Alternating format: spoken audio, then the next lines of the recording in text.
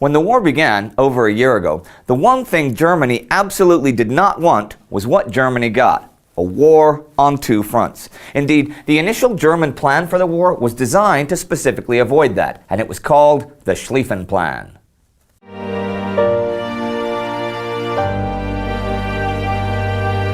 I'm Indy Nidell. Welcome to a Great War special episode about the Schlieffen Plan. Now, in our regular episodes last summer, we saw how the German war plans played out in real life as they advanced into Belgium and northern France before being finally stopped at the Battle of the Marne. But for those of you who have only recently joined us, here's a broader overview of what the German plans were before the war. Okay, the Schlieffen Plan, the brainchild of Alfred von Schlieffen, Chief of Staff of the German Imperial Army from 1891 to 1906. The plan itself began to take form in 1905, and the idea was to find a new general war plan that would take into account the many new factors that had arisen since the Franco-Prussian War of 1870 and 1871. Factors such as Germany's diplomatic isolation, which basically left only Austria-Hungary as a dependable partner, and created the problem of a two-front war, since Russia and France were staunch allies. There were also military and technological issues to deal with. You now had machine guns and modern artillery, new forms of communication like the telephone and the radio, and the skyrocketing size of national armies. The Schlieffen Plan was designed to compensate for the belief that German forces would be outnumbered by around 5-3, and thus a war of attrition would not be winnable. It was an offensive plan to avoid that future, and also, against arch-enemy France, you do not take a defensive posture. So, the original plan was that 7/8 of the troops deployed to the west were going to circumvent the strong French defenses on the Franco-German border by marching through Belgium and the Netherlands. This was, already in 1905, an acknowledgement that violating Belgian neutrality might well bring Britain into the war. Anyhow, the remaining troops would be at the Franco-German border and would draw the French into battles with them, and then would get outflanked from the north, encircle Paris, and drive the remaining French forces to the south. After this swift success, they could then send most of the troops over to fight against Russia. There was no plan in place for dealing with Russia, though, just the French part. Schlieffen was no longer Chief of Staff when the war broke out. He had been succeeded by Helmut von Moltke, the younger, and Moltke made a few changes to the plan. For starters, he changed the plan so it only invaded Belgium and not the Netherlands. He wanted to leave the Netherlands as a supply corridor, since Germany itself might be blockaded. Also, the defense of East Prussia was of greater importance to Moltke than Schlieffen, and had to be provided for. Good thing that he had a lot more men at his disposal than Schlieffen had had. As we know now, the Schlieffen Plan failed, and Germany was forced to fight a two-front war that was often a war of attrition. And there were a number of reasons for this failure. Indy. Yes? Indy. Yes? Indy. Yes? Sorry. Hi, Indy. It's Cody from AlternateHistoryHub. Oh, okay, cool. Hey, I watched your video about Britain siding with the Central Powers last year. That was great. Glad you liked it. I watched your show too, and because of that, wanted to go back to some World War I scenarios.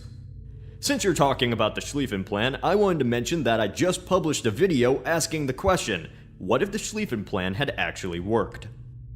Wow, that sounds excellent. Okay, so everybody watching me, you should check out Cody's video for sure and see how elemental the Schlieffen Plan was to the outcome of World War I. Alright, really like your fire extinguisher with the clock you have there. But I'll be on my way then. Well, yeah, it's an antique, but thanks for coming by.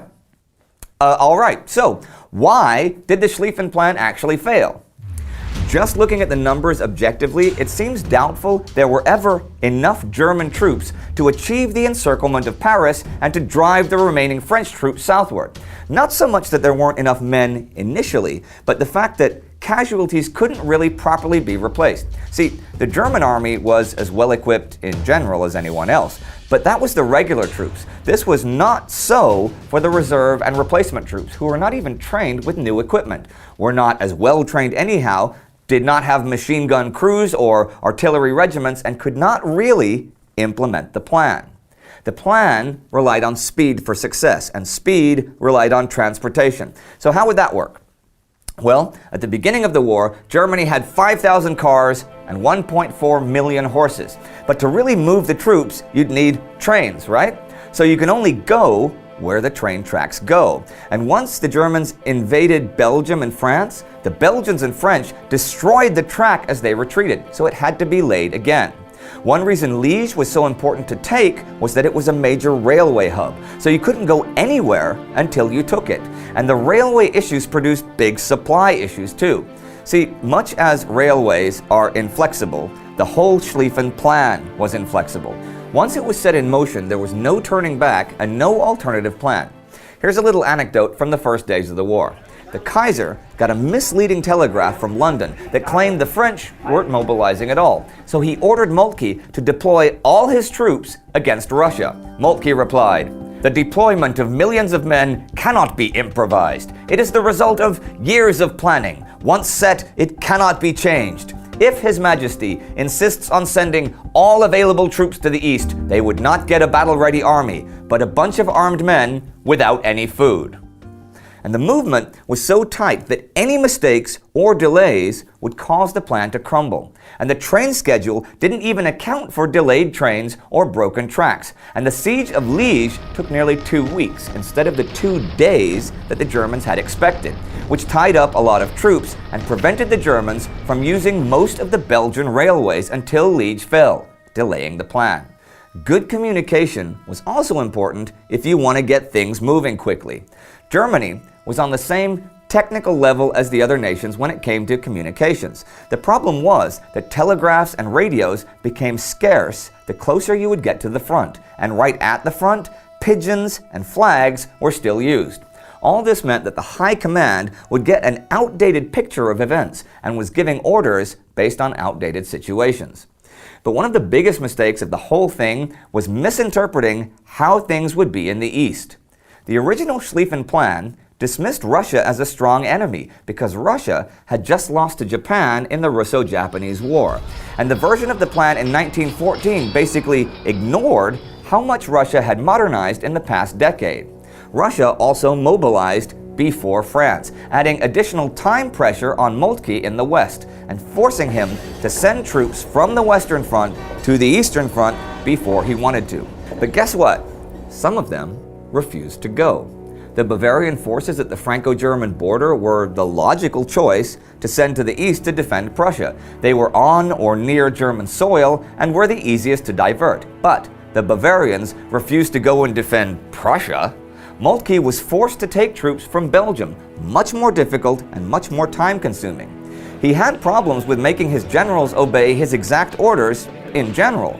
Those Bavarian troops, for example, were under the command of Prince Ruprecht, the last Bavarian crown prince, and he had his own interests. See, the German army was organized federally during peacetime, and only during war was it all united under one command.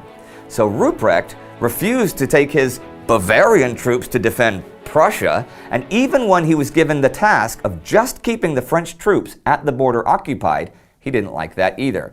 So he went on the offensive, clearly violating the plan. A German officer was caught by the French and told them details of the plan, and the French could retreat much more efficiently. Delays, sieges, poor communications, and the transportation mess that really should have been anticipated served only to throw the plan off kilter, even before the Battle of the Marne. But really, the lack of alternatives and the total inflexibility of the Schlieffen plan in many ways doomed it from the start and led to what Germany most wanted to avoid: a two-front war and a bloody war of attrition. They really should have anticipated things better if they ever wanted the plan to work. And you're probably wondering what would actually have happened had the plan worked. So click right here to go over to Cody's channel, Alternate History, and find out. And if you came over from Cody to our show, don't forget to subscribe to never miss our regular episodes. See you next time.